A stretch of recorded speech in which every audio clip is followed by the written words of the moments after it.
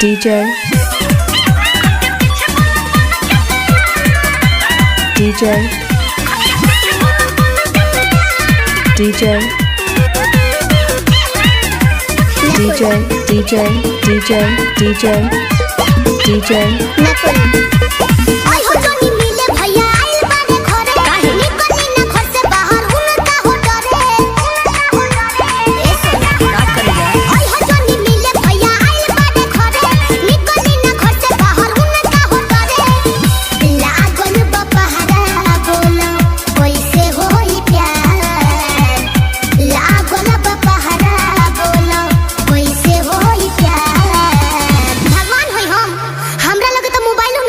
अरे हम बतावत नहीं बानी रे घर के पीछे बोला बोला कैसे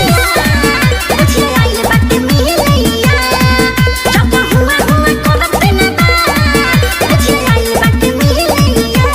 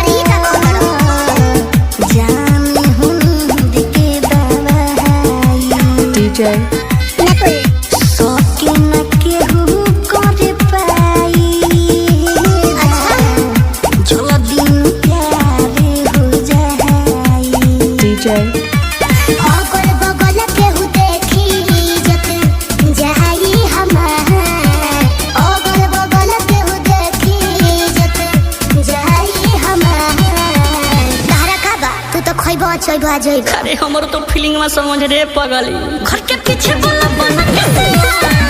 मुझे आई बात मिलैया जब हुआ हुआ करते ना मुझे आई बात मिलैया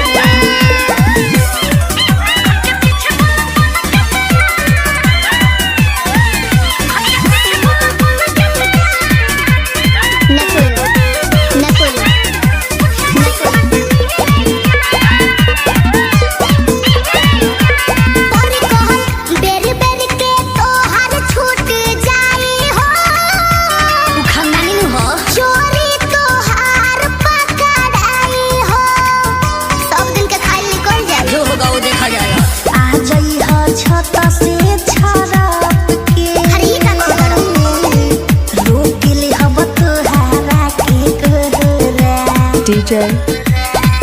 सिलपी तोहरा मिठुरासी अच्छा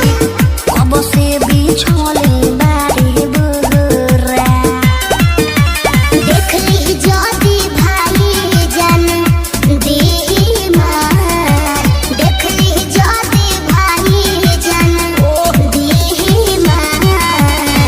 प्यार वासल बड़ा भाई जान जे तुम मुआ दी हमरा के अच्छा तब तोर भाई ठोकाई है ये बात समझ जा घर के पीछे बोला बोला कैसे मुझे आई बात मिलैया जब हुआ हुआ करते ना मुझे आई बात मिलैया DJ DJ नकुल।